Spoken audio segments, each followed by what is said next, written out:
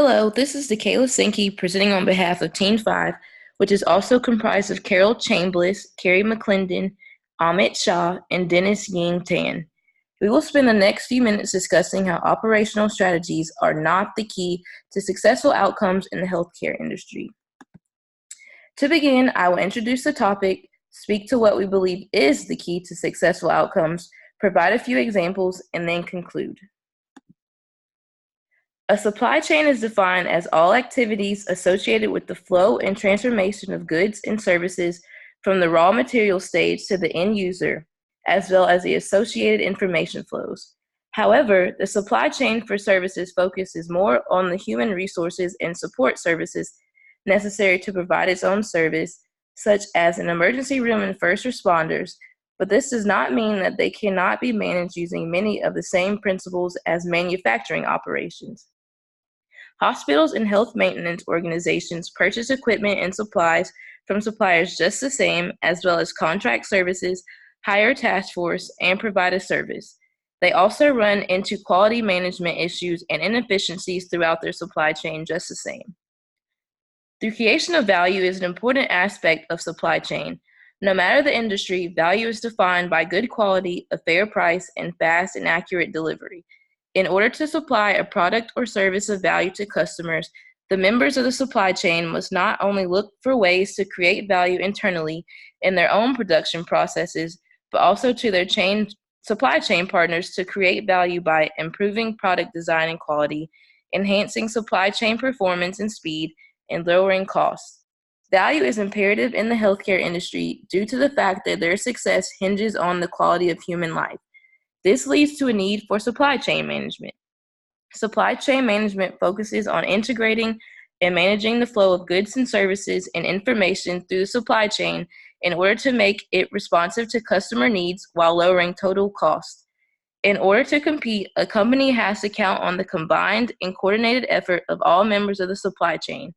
For this reason, operational strategy, which is simply making decisions on products and services, processes and technology, capacity and facilities, human resources, quality, sourcing, and operating systems, is not sufficient, nor is it the key to successful outcomes in this healthcare industry. Healthcare leaders and policymakers have tried countless incremental fixes, attacking fraud, reducing errors, enforcing practice guidelines, making patients better consumers, implementing electronic medical records, but none have made much impact.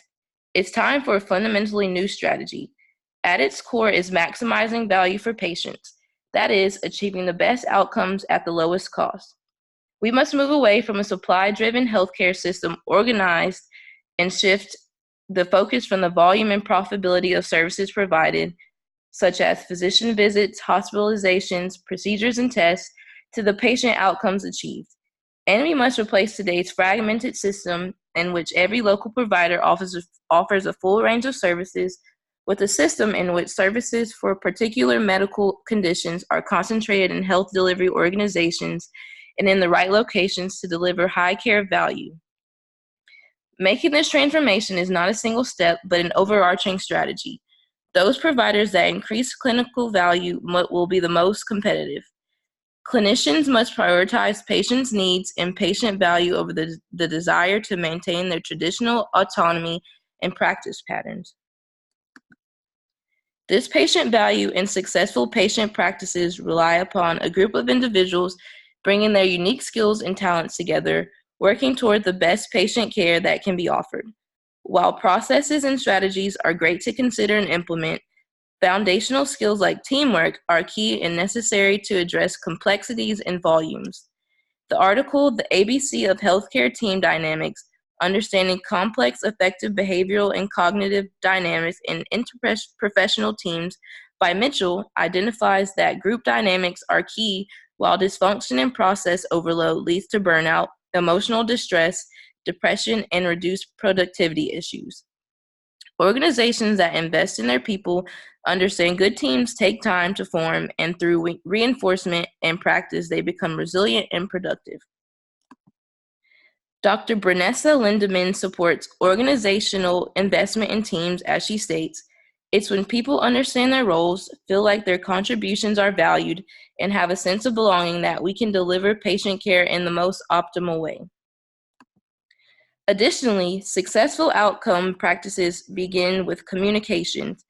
The Risk Management Foundation of the Harvard Medical Institution's 2015 CIRL report shares that roughly one-third, or 7,149 cases, involved a breakdown in communication somewhere across the spectrum of healthcare services in settings, resulting in losses that were estimated to be over $1 billion. 57% of the communication failures identified occurred between providers, and 55% occurred between providers and patients, meaning 12% involved both provider to provider and provider to patient communication errors.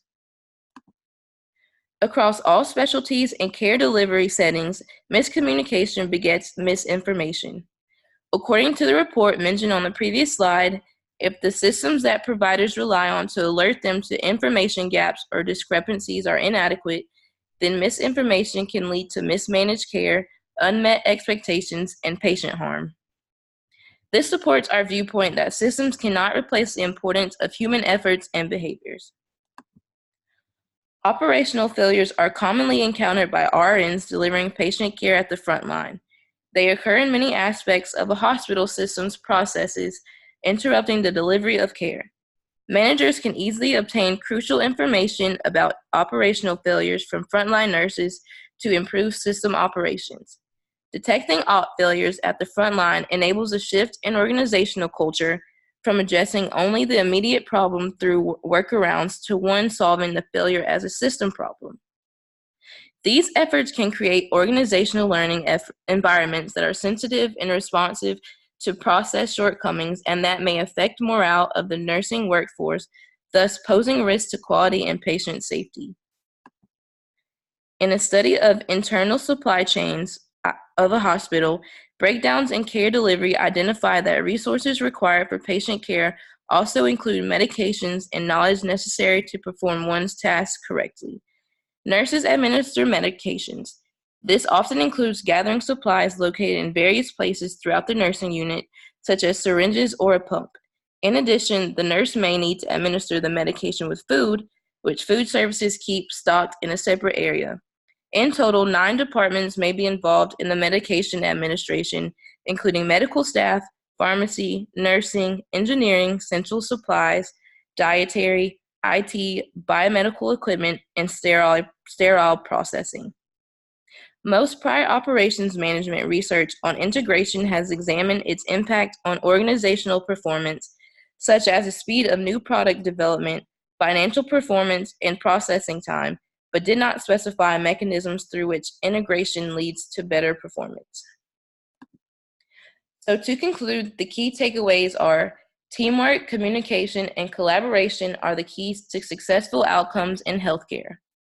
While policies, processes, and organizational strategies do aid in the success of healthcare organizations, these are not the main factors in protecting patients and establishing consistent positive outcomes.